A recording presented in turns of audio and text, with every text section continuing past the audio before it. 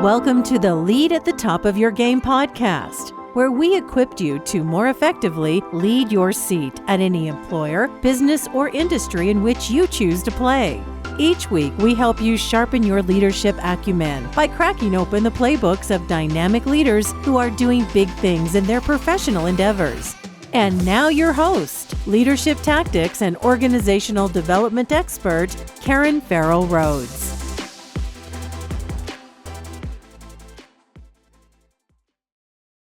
Hello, my superstars. This is Karen, and welcome to another episode of the Lead at the Top of Your Game podcast. We have a absolutely tremendous guest for today's show. I hope you'll join me in welcoming Yuriy. Let me hopefully get his last name right. Boyechko. That's as close as I'm going to get to it. I'll let him say it to clarify. But Yuriy Boyechko, he is the CEO and president of Hope for Ukraine, which is a nonprofit organization that's dedicated to supporting those in need in Ukraine. And they do a ton of things to help support the Ukrainian population, among which they really focus on well-being, everything from basic necessities to education and healthcare and more. If you haven't had an opportunity to check out the show notes and see the links to his organization, I beg of you to please take a few minutes to do so, because they are doing absolutely fantastic work. And, no matter your political affiliation or worldview, we're all human at the end of the day. And I really thought it was important to really highlight some fantastic leadership and work that is going on to help support the people of Ukraine. And so Yuriy is going to share his story and his organization with us today. So welcome to the podcast, Yuriy. Thanks for having me. Awesome. Well, I have a ton to talk to you about in our little time together. But before we dive deep, we always love to learn just a tad bit more about our guests. So for just as much as you feel comfortable, would you mind giving us a sneak peek into maybe your life outside of work? So I always like to say my life is work and my work is life. But Love that. outside of that, I'm a big coffee lover. So I'm really like to try different espressos. So Interesting. that's something I'm trying to limit myself to three espressos a day. But I always like just that, try different beans and try from a different makers to see, Yeah. to find those hidden notes. So that's my hobby. And of course, spending time with my son and my wife, that's another hobby of mine. That's wonderful. Do you have a favorite brand of espresso you would mind sharing, or is that too much? Oh, actually, there's this one place in New York City, and that in East Village, that I happened one time. We went for dinner or lunch with my family, and then we stumbled upon this Puerto Rican coffee Ah, place, and I never knew that Puerto Rico has such a good beans. And that I particular didn't either, place, actually. that espresso shot is like, I don't know what they're doing, but every time I'm in the city, that's You the have to place you stop have to stop by. by, because after you have a good meal, it's always you need to finish with espresso. I don't know Oh, why, of but it's just course. that helps the digestion of. So on my list, I think the Puerto Rican espresso is number one for me. All For, right. for now, I'm trying to find someone who will beat that. Oh, sounds like that's going to be hard to find. They have a big reputation to try to Yes, beat. yes. Awesome. Well, thank you so much for sharing that with us. And so now let's kind of dive into your background in the organization. I guess the first thing I'd love to better understand is kind of just a few of the highlights of what led you to become the CEO of Hope for Ukraine. And I know I didn't do it justice. So if you could please tell my listeners a little bit more about what you all are doing and the impact you're trying to make. Yeah. So a little bit background. I actually, I have a background in media and entertainment industry and finished film school. And then I went into the whole reality show biz when reality shows used to be a hot thing on the block. Wow. Yes. And then we work in developing different ideas and, selling them to networks, so on and so forth. But in that for-profit world, I always did charitable work. And basically, I always wanted to do something that's going to give meaning to me each and every day, not just making money, right? And I had one time an idea to start my own nonprofit because, I mean, I'm originally from Ukraine, and then I've been helping people there ever since I left Ukraine when in 2009. And then I was like, why don't I start a nonprofit? This way I know when I donate $100 where those $100 will go to. So at least if I'm going to be donor of this nonprofit, let it be.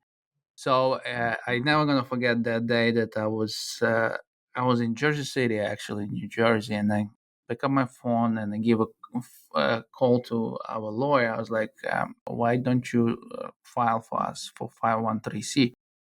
And he's like, "What are you talking about? Do you know what you get yourself into? This is really hard place to be. You know, a Yeah. nonprofit."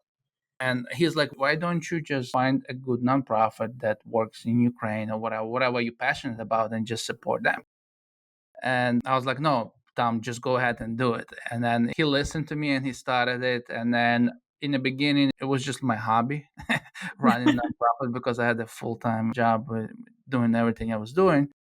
And then 2022 happened, right? The full Yeah. invasion of Ukraine. And then basically, then it was so much need on the ground that I had to step into full time role here, right? In order to Sure. run this and to scale this. So right now, we have one of the largest boots on the ground presence in Ukraine as far as community workers and volunteers. So basically, we go to every region, to every place where people need help. We have a food distribution program that we supply about 1,600 families with food kits each and every week. We also started a solar energy resilience program where we supply these solar power generators to the communities. I mean, just fact that, there's some places in Ukraine now closer to frontline that people have no electricity for two Yeah. plus I years. read that. Yeah. So imagine we lose power for 6 hours and we losing our head. Yeah.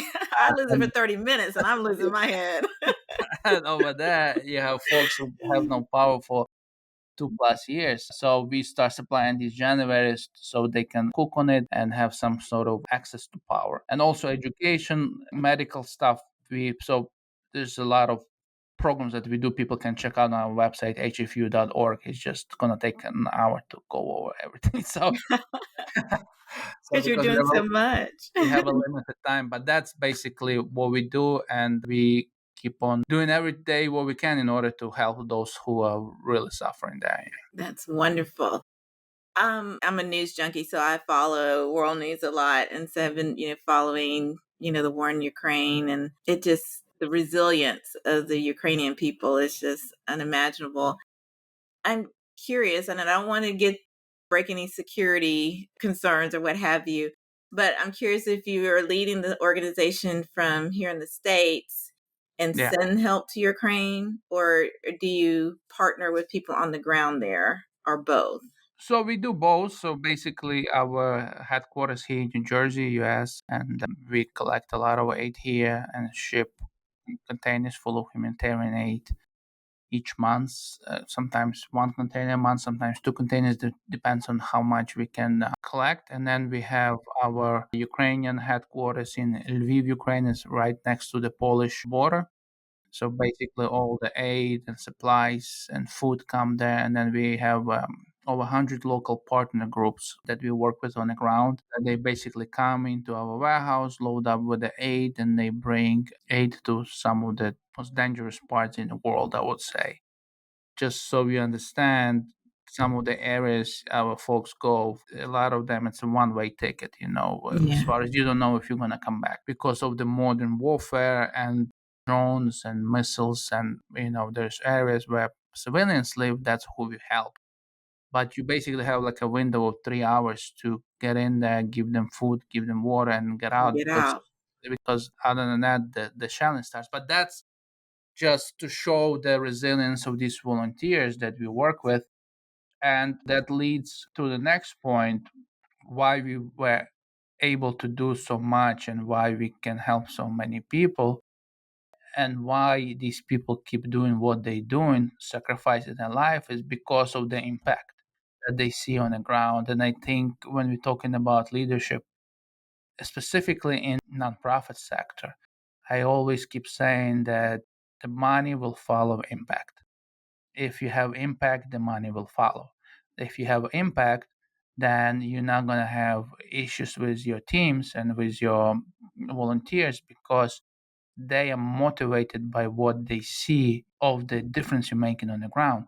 And that's why these guys, when they go there and they see that they really bring in help to areas, and this is real help, it's not virtual, it's not that they see it each and every day, then they come back and they say, we want to go for another trip. And Right. that's why we are able to what we do, because we constantly communicate very well, both to the volunteers and also to our shareholders, our donors. Because I always tell everyone, I run Hope for Ukraine as a publicly traded company that happen to do a charitable work, and we always have to report to our shareholders, which are our donors. Right. So I think the key for our work and why we are who we are and why I believe we're going to grow beyond where we are 10 times, because I think the model of the way nonprofits are operating now is changing very quick, because we Yes. live in a society where social media drives the agenda. So if you don't have that strong communication piece, it's really hard to capture attention of the audience that you're trying to target. I'm curious, Yuri, do most of your services go to those that are currently living in Ukraine, or do you also support those surrounding countries that accepted many of the, I don't want to say refugees, but families who fled, Sure. like Poland and some Yeah. others that they had to resettle as well? Yeah. So if you look at the breakdown, probably 80% of our work is inside of the country and 20% is outside. So we That makes sense. also help Ukrainian refugees who came here to the United States, help them settle down here, learn the language, find jobs, and also the ones in Europe, because you're talking about massive numbers. I mean, because Yes. after the war, I think 7 million people fled the country. So there's a lot of folks that definitely need support. So like every summer, for example, we do like a summer camps for refugee children in different European countries, because those parents they fled with them. Most of them are single mothers, Yeah. and they really cannot afford to pay for like a summer camp or any type of activity for these children when they're out of school. So yeah, we do a lot of work also outside of Ukraine. That's amazing. One of the big things that I was really impressed about with was, how you mentioned it earlier, how you consider your donors stakeholders or shareholders, how close you are to your donor community and how you all do a fantastic job of continued storytelling and keeping them engaged, which that's very hard to do Yeah. for most businesses. So I know this is an ongoing cause that people feel passionate about, but do you have any concern if someday, we're keeping our fingers crossed that there is a true ceasefire and withdrawal, how you would be able to keep that engagement up after the war because people will still be in need in Ukraine? Or have you thought about your long term viability for Hope for Ukraine? I always tell everyone that my number one goal is to work myself out of this job. Oh, That's to be able absolutely. is to be able to fulfill all the need on the ground, that we have no one to help no more, right? Right. But that's more dream, not the reality in the world that we live. But I think no matter what's going to happen on the ground, whether it's active warfare like right now, where it's rebuilding, or when there is peace, and stability, I think as long as we keep on communicating about the areas where we work and we communicate it often, like one of the things we do is that we update our social media every 2 hours Now, with our work on the ground. So if you ever follow up a Facebook page, Instagram page, or whatever, every 2 hours you're gonna get update from what we're doing on the ground, and basically that keeps people engaged. And in the end of the day, is why people are connected to the cause, because they feel good themselves once they donate, once they support, once they share. It's the charitable aspect, it lives inside of each and every one of us. And I think if you can connect to them, to the audience, and they feel like they're part of the community, that no matter what you're going to do, they will support it, right? Because they feel that they are part of that whole structure. And that's what we work in each and every day so hard to make sure that each and every shareholder, they feel important. There's no such thing as a small donation, right? You're gonna get Right. the same treatment if you donate $1, and if you donate $10,000, you will get the same response from us. So we are big on just have same playing field for everyone, to know that without your support, and without, even if you cannot donate, just your support, moral, prayer, or whatever you do, Whatever you can make sure contribute. that we're going forward, that matters. And I think that's what keep this whole organization together. I'm just curious, Yuri, and I don't know if you remember, because you all have been established for quite some time. I should know. I know at least since 2016. It might have been before Correct. that, but I know at least since that time. Think back when you started. Who were your first profile of donors? Is what I'm trying to say. How did you get the word out about your organization and what you're doing? Because I'm assuming when you got your first, I guess, base of donor support, word would spread. Like, if this is a cause I'm passionate about, I'm going to tell my family and friends, and of Sure, course sure. more will come. But how did you get started with your donors? Honestly, I mean, we did. First of all, we reached out to anyone who have a Ukrainian background, groups here, local groups, community groups, letting them know what we're doing. So they connected to our mission, to our vision, right? And then they saw impact, and they start supporting what we do. But the second part came in, I think, always coming back to us, using social media very good. And that's basically the way of the next wave of donors really came through that, was using, back in the day, we did this thing, we did daily updates on our website, that every day they would go in on our website and they would see. And I remember one donor was called us in, and he's like, I want to speak to someone at Hope for Ukraine. Called this guy back, and he's like, I went to your website. I've been following this website, but that website gets updated so often. So I wasn't sure this is real, Really? So I wanted to make sure you guys legit, Wow. because every day I would visit there, you have some different stories about what you guys do. And I think that's what really kept people engaged. And then that's how we were able to build the base. And, my entire vision is to really build a large base of small shareholders, the folks who, donate $25, $50, and then just have a lot of people who support vision. This way we don't have to cater for any specific group, and then we can just do what we do, and people connected to our impact, and we can strive. Oh, absolutely. And what is Hope for Ukraine doing that many other nonprofits aren't, or they're not falling into, their business models aren't structured? Is it the focus on constant updating? Is it storytelling? Is it branding? Is it social media?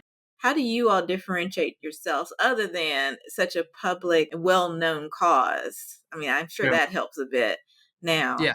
but what are you all Yeah. doing that is different than normal nonprofits? Again, so few things is that we want to make sure that we are very well vetted by outside groups. So if you go to our website, we are 100% charity with Charity Navigator.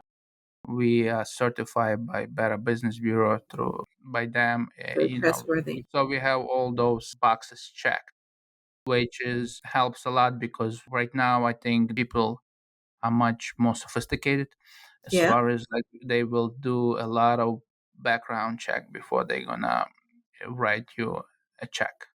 So you need to make sure that you have a very good background, and that anywhere they go to check, like, for example, some people verify charities on Charity Navigator, other people go to Candid, right? Other people go to give.org, which is Better Business Bureau, right?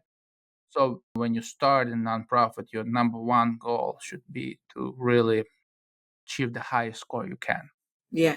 With Right. these third party vetting organizations, that's going to help you a lot. Right. Once you get that credibility, right? That somebody looked into how you handle your business and they see that you're legit, then the public is gonna trust you. And number two is we focus on communication because, like I say, always that lifeline of every relationship is communication. Once this Absolutely. communication is broken, then things fall apart. So we have a policy where, if the phone call comes into our office, we have a policy of we will return your phone call 24 hours after you call us. Oh, So that's what we amazing. train our team. Also, emails, same thing, 24 hours. Every email have to be answered. And as far as checks, one Hey, thing we Yuri, you're gonna have to tell me the secret to that because it's hard. It's hard for us to keep up in my company with a response rate that quick. Y'all That's are why amazing. ABC of what they did, we check every morning. Have you checked your email? Do you have Oh, any unread email? Before you do yeah. anything, you need to clear that inbox. If that inbox is not cleared, we're not moving to anywhere else. I mean, So we're laughing about it, but you built that into the culture. It sounds like this is the for you and your key. team. The whole thing is that because sometimes inbox one day 100 emails. I know, And right? and then if you don't check that, next day you're gonna be at 300. So That's the right. chances of you really taking care of that effectively is gonna get smaller and smaller. So that's Exactly. why, like every morning, we start with check inboxes. That's the first thing on everybody's to-do list, and that's basically how we've been building this culture of responding and sending text receipts. You don't believe, but I had one time this one lady, we received the donation from her, and then we send the because we send the tax receipt as soon as the check comes in, right? So it's not like we wait in a month or 2 months and then send. As soon as the check comes in, whoever donates by check, they get the tax receipt from us right away. So I remember we sent this tax receipt to this particular person, and then we got the letter back saying, "Hey, I've been donating to so many organizations before, but you guys the fastest I ever got the text receipt back." so, because you did this is the second donation I'm making to Hope for Ukraine. You think about it, it's not a big deal, right? But for owners, I think for owners, it's important because if they took the time to write a check and give their Yeah. hard-earned money to you, they want to hear back, get Have a you feedback received it? as Yep. soon And as soon as possible, not like in 3 months. Or whether exactly. they have to pick up and call and say, "Hey, what happened? Did you receive something from me?" Right. So I think that's basically what it is. Plus, it shows that you have a legit operation because I donate a lot. My family, I do to a lot of different causes. And quite honestly, once you donate, then you kind of forget about it unless something comes back or confirmation comes back through, like you said, email or a letter or something that confirm that funds were received. I love that quick response because then it's easy for me to file it, get ready for Yeah. taxes, that kind of thing. So I love that you all do that. And me personally, when I have a million other things on my list, that would help me encourage me to continue donating. Yes, yes, yes, yes, yes. I love it. Well, Yuri, I mean, y'all are doing some fantastic work. I can't believe the time flew with us today, but we can't let you get out of here without asking you our signature question that we always ask our guests. And for my newer listeners out there, you may not know, but our firm at SDL did research on leadership execution with some of the top organizations and leaders, individual leaders across the world do to be successful. As you can imagine, a lot of data, but there were 7 buckets of activities. We call them tactics that are used. All are equally as important. You just use them at different times, but usually there's one that really resonates with you. And so Yuri was so kind to share that having a drive for results really resonated with him. And the way we define it is all about being very tenacious about ensuring that your end results or your goals are achieved, even if you have to pivot along the way. And so curious minds want to know, Yuri, why does having a drive for results, why did that really resonate with you? Because unless you have results, you're never going to have success. And result, that's what's creating impact, and impact is creating finances, Yes. and finances creating growth. So unless you are driven and unless you get things done, and I'm all about making every day longer and longer, because when you think about why people lose effectiveness is because they have a lot of white space on their calendar That's where true. there's just a noise. You have no activities happening in that time that furthering your goal and furthering your purpose as an organization.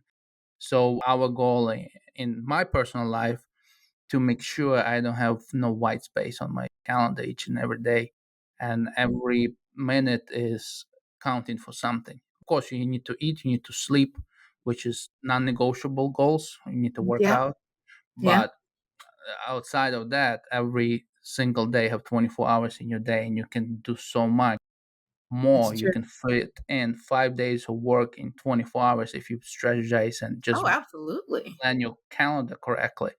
So, That's right. and that's will basically why results are so important for us, is that make sure that calendar is never have white space on it. Well, you're living proof that you can do it and sneak in a cup of espresso every now Yeah, and then. For me, it's a glass of Chardonnay, but to each yeah, his own. yeah. I love that. Well, you are so kind. We really appreciate the gift of your time. We will have a lot of information about you in our show notes, including your bio and links to where to find you and the organization. But I always love to give our guests airtime to share as well. So if our listeners are curious of where to find you or your organization, where should they hunt for you? So you can go to our website hfu.org. You can find us on Facebook, Hope for Ukraine. You can Instagram, Blue Sky, TikTok, X, Everywhere. wherever you go, just look for Hope for Ukraine. Okay. Look for Hope for Ukraine. Got it. All right. Well, thank you so much for chatting with us today. It was very insightful and inspiring, the work you all are doing. And I wish you and your team continued success. Thank you for having me. Awesome. And thank you too, listeners, for the gift of your time. As I always say, we know there are literally millions of other podcasts you could be listening to, and we do not take your patronage lightly.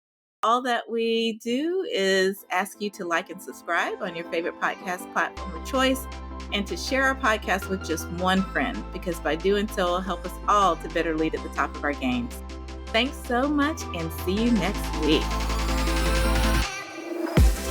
And that's our show for today. Thank you for listening to the Lead at the Top of Your Game podcast, where we help you lead your seat at any employer, business, or industry in which you choose to play. You can check out the show notes, additional episodes, bonus resources, and also submit guest recommendations on our website at leadyourgamepodcast.com. You can follow me on Twitter, Facebook, Instagram, and LinkedIn by searching for the name Karen Rhodes, with Karen being spelled Karan.